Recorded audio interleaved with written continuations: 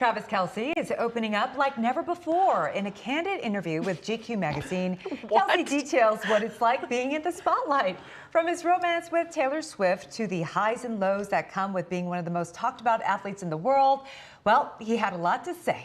And he had a lot of crazy pictures. Variety senior TV features editor Emily Longeretta is here with what Kelce revealed. That alligator shot of him is just like cuckoo bananas. Ever been more Travis Kelce than those photos? I was like, this is the Travis Kelce we've all known. And you know what I think I kind of got from it after reading some of the highlights of it myself is that like he's goofy. She's always been known to be goofy. 100%. So now I kind of get it. Yeah, like even more so than I did before. 100%. And he said, you know, we fell in love in a very normal way. It was it was very genuine. It was having the same morals. It was having people around us that knew each other. It was not some crazy thing. It just took off, obviously.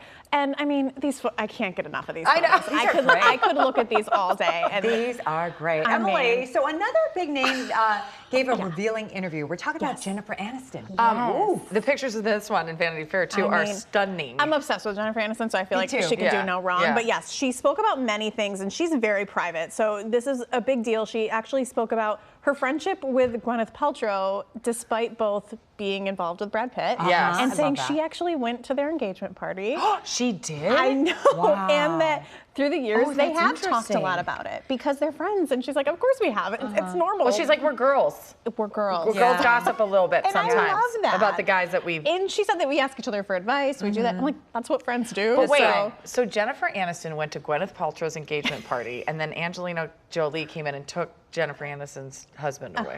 Interesting. I mean, and that's what Jennifer's like. It was, people love tabloids. If they weren't watching the soap operas, they were reading my life. That's very true. She's so classy. She's so classy. Right? Yes. She's just gorgeous. She's so classy. She also talked about, you know, the death of Matthew Perry, which has obviously been so hard on the Friends cast. But I think she said something a little bit revealing too about his passing. She did. She said, you know, this quote was very emotional. She said it almost felt like we'd been mourning Matthew for a long time, and because of his battle with that disease was really a hard one for him to fight.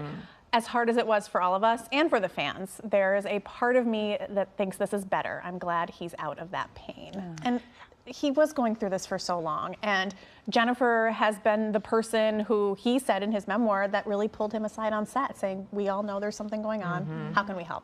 No one's judging you. How can we help? What can we do? So that friendship was so meaningful to her that it's really nice to see her saying that and, you know, kind of just trying to think positive. He's not in pain. I think for a lot of people who have dealt with loved ones in their life who have an addiction.